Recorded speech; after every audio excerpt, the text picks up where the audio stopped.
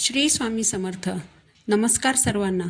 श्री स्वामी समर्थ कृपा या माझ्या मराठी यूट्यूब चॅनलवर सर्वांचं मनापासून खूप खूप स्वागत. 4 डिसेंबर 2025 वार आहे गुरुवार.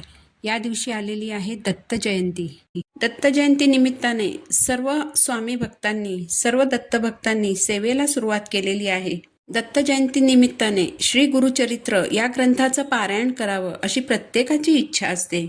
कारण या ग्रंथामध्ये श्री दत्तगुरु, श्री श्रीपाद श्री वल्लभ आणि श्री नरसिंह सरस्वती या 3 अवतारी पुरुषोत्तमांच्या लीलांचे वर्णन केलेले आहे. सर्व दत्त भक्तांना श्री गुरुचरित्र हा ग्रंथ पारायणासाठी अतिप्रिय आहे. श्री गुरुचरित्र या ग्रंथाला 5वा वेद असे मानले जाते. पण या ग्रंथाचं पारायण करणं सर्वांनाच शक्य होत नाही. श्री गुरुचरित्र या ग्रंथाच्या पारायणाचे नियम ऐकून बरेच जण हे पारायण करत नाहीत. कधी कधी नोकरी सांभाळून सेवा करणं शक्य होत नाही, तर कधी घरात लहान मुलं असतात त्यामुळे सेवा करणं शक्य होत नाही. बरेच जण असे आहेत ज्यांना इच्छा असूनही श्री गुरुचरित्र या ग्रंथाचं पारायण करायला वेळ मिळत नाही. अशा सर्व व्यक्तींनी दत्त जयंतीपर्यंत गुरुचरित्रातील मेरुमणी समजल्या जाणाऱ्या 14व्या अध्यायाचं पठण करायचं आहे.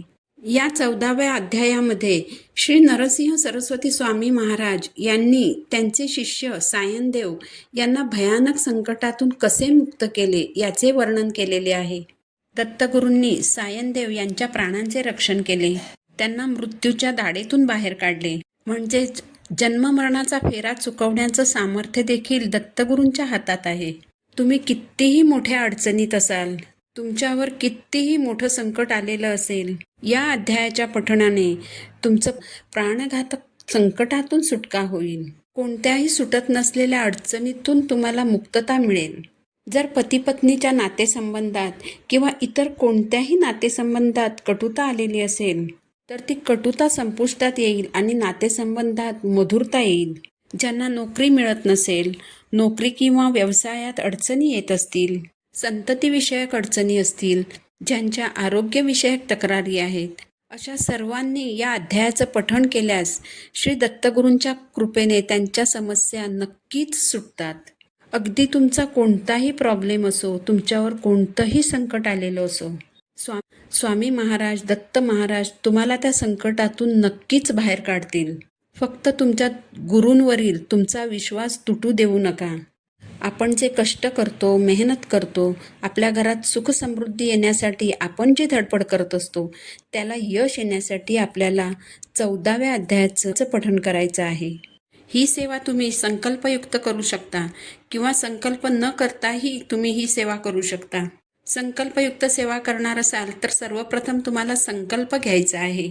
संकल्प करताना उजव्या हातात थोडं पाणी घ्यायचं, पाण्यामध्ये हळद कुंकू टाकायचं, एक फूल टाकायचं, थोड्या अक्षता टाकायच्या, तुमचं नाव, गोत्र सांगायचं, तुमची समस्या सांगायची.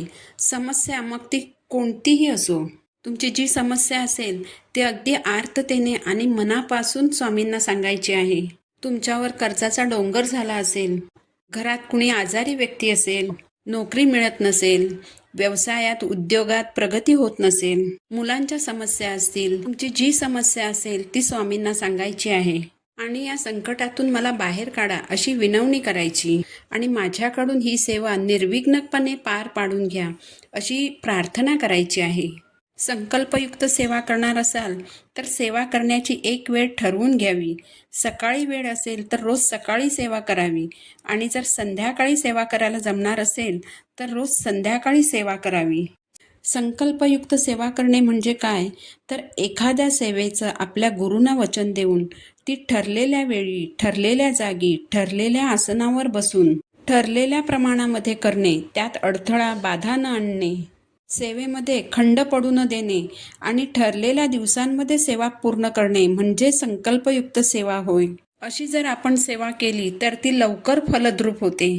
संकल्पयुक्त सेवा करताना सकाळी लवकर उठून नित्यकर्म आटपून देवपूजा करायची आहे. यानंतर श्री दत्तगुरू किंवा स्वामींसमोर आसन घेऊन बसायचं आहे. आपल्या गुरूंना अनन्य भावाने शरण जायचं आणि वाचनाला सुरुवात करायची. वाचन करत असताना स्वतःला ऐकू येईल एवढ्या मोठ्या आवाजात वाचन करावं. त्यामुळे घरातील वास्तुदोष जाऊन घरात सकारात्मक ऊर्जा वाढीला लागते. वाचन झाल्यावर आरती करायची आणि नैवेद्य म्हणून दूध साखर, खडीसाखर किंवा कोणताही गोड पदार्थ श्री दत्तगुरू किंवा महाराजांना अर्पण करायचं आहे. आता या सेवेसाठी नियम कोणते पाळायचे आहेत ते जाणून घेऊ. सर्वात महत्त्वपूर्ण नियम म्हणजे मांसाहार पूर्णपणे वर्ज्य करायचा आहे. मद्यपान पूर्णपणे बंद करायचं. मासिक पाळी किंवा सुतक आल्यास तेवढे दिवस सेवा बंद करावी. त्यानंतर सेवा पुन्हा चालू करायची आहे. शक्यतो परान्न घेणं टाळायचं आहे, कारण परान्न घेतल्याने आपल्याला बरेचसे दोष लागत असतात. 14वा अध्याय हा श्री गुरुचरित्राशी संबंधित असल्याने ब्रह्मचर्याचं पालन करायचं आहे. फक्त दुपारी 12 ते 12:30 या वेळेमध्ये या अध्यायाचं पठण करायचं नाही. श्री दत्तगुरूंच्या चरणी अतूट विश्वास ठेवून एकाग्र चित्ताने या अध्यायाचे पठण केल्यास अचानक उद्भवलेली संकटे, प्रापंचिक अडचणी, नातेसंबंधातील कटुता, हितशत्रूंचा त्रास, प्रदीर्घ आजार यांचे निवारण होईल. मोठमोठ्या अडचणींमधून, आकस्मिक संकटांमधून, प्राणघातक संकटांमधून आपले रक्षण होईल आणि आपल्याला सुख, समृद्धी, समाधान आणि आरोग्याची प्राप्ती होईल. गुरुची सेवा केल्याने आपले गुरुबळ वाढते. तुमच्या कुंडलीत कोणताही गुरु असेल तरी तुम्हाला भीती उरत नाही. सर्व प्रकारचे ग्रहदोष दूर होतात. त्यामुळे दत्त जयंतीपर्यंत न चुकता 14व्या अध्यायाचं पठण करा आणि श्री दत्तगुरूंचा आशीर्वाद प्राप्त करून घ्या.